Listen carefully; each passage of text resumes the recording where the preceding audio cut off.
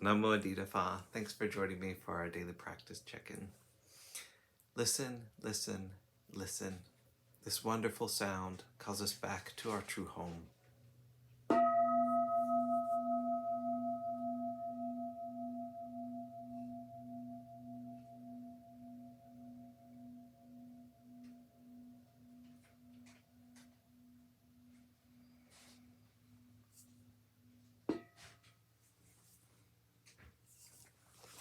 The third mindfulness training. Aware of the suffering caused by sexual misconduct, I vow to cultivate responsibility and learn ways to protect the safety and integrity of individuals, couples, families, and society. I'm determined not to engage in sexual relations without love and a long-term commitment.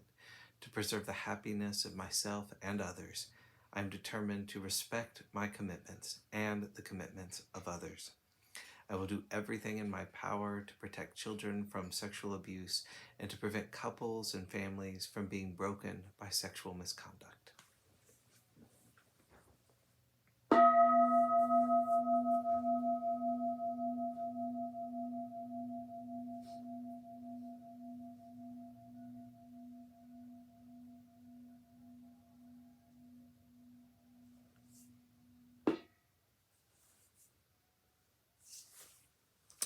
For our Dharma lessons, we're reading Ajahn Munindo's book, Unexpected Freedom, and we're in a chapter called Alone Together with a section today on personality shifts.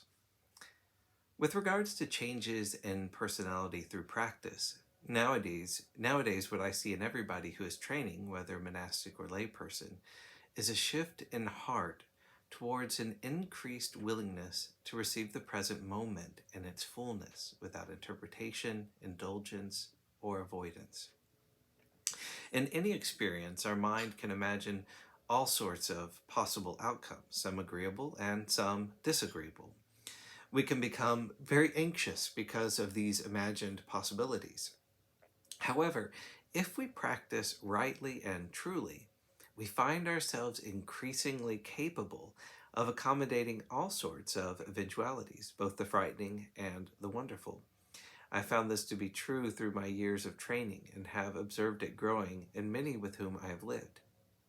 Witnessing such increase of capacity is always a joy. I received a letter today from someone who lives in Eastern Europe and has been practicing for a few years. He's young and very enthusiastic in his practice and has just recognized that he's been attached to the conceited view that he is in the best religion. There's nobody in his family and hardly anyone else in his immediate environment who is a Buddhist, so he's very much a solitary Buddhist. He's been holding on to an idea of himself as a Buddhist in a very tight way, which is quite understandable. That's generally how we all begin. But because of his right practice, he has reached a point where he started to loosen the way he holds the perception of himself as a Buddhist, and has come to realize how conceited his view was that I am a Buddhist and Buddhism is the best religion there is. In his letter, he described how, having seen his conceit, he became caught in terrible doubt. He thought, I've been brainwashed. Buddhism is just another system of brainwashing. He wrote that he'd been watching a video of Nazis in Germany in the 1930s in which the Nazi youth were going around teaching the young people to sing nationalistic songs praising Hitler and so on. The Nazis were skilled at programming large numbers of people to hold specific views and beliefs, to conform to a fixed idea. Seeing this video coincided with him recognizing how rigid his grasp of Buddhism was. He fell into this hellish doubt in which he decided that he had been thoroughly mistaken and that Buddhism was in fact just a load of codswallop. This is just another form of programming for imbeciles, he thought to himself, believing that he had made a terrible and humiliating mistake. Fortunately, his practice was adequately balanced so that he was soon able to reflect on the shift in his experience and on the doubt he was caught up in. The reality of his experience was that he was having doubts. That's all. He didn't know that Buddhism was a load of codswallop. He didn't know that he'd been programmed into believing some cultic nonsense. His practice was sufficiently broad, non-judgmental, and here and now that he was able to accommodate his doubt without grasping it, without becoming it. If in that moment when the thought arose, I've been programmed by a cult of fanatic monks and Ajahn Munindo is another sort of Nazi, he hadn't properly, if he hadn't been properly prepared, then he could have thrown the whole thing out of the window, gone out drinking with his mates, and created a whole lot of unskillful karma. I'm impressed with the way this young man went through this period on his own, allowing the doubt to be there. He allowed the real possibility that he'd got it all wrong to remain in his consciousness without losing the balance of his mind. His willingness to experience the doubt took him through to some insight into the nature of doubting. As we continue in the practice of the Buddha Dharma, we find an increased willingness to accommodate all sorts of possibilities that come to us. We don't jump to conclusions so readily, and because of this, the heart and mind begins to expand in a more open and easeful way. By our practice of restraint, we find that there are more, not fewer, possibilities.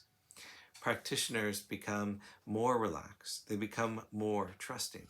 This is a sort of personality change you might expect from practice. Certainly, my experience has been that instead of having to feel sure about things, I'm able to let myself be not so sure.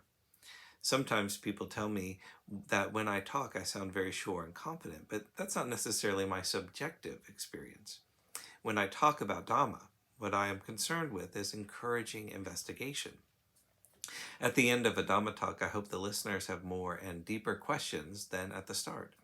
However, when I meet my brothers and sisters and their partners who are all evangelical Christians, then I know that I am meeting people who are really sure. If they are not traveling the world as missionaries in Africa, Turkey, India, or the United States, they are preaching and running churches near home. They don't have any doubts at all, certainly not conscious ones. They are very much convinced that they have the answers.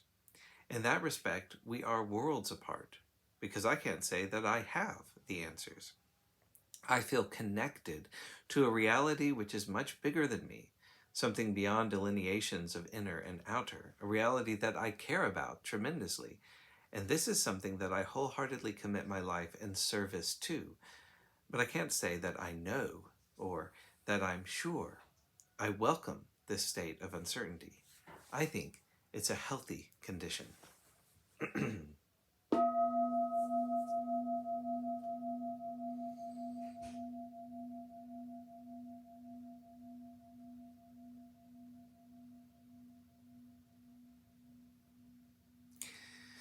May all beings be well. May all beings be happy.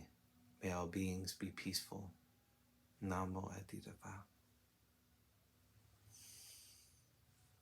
Thanks so much for joining me today.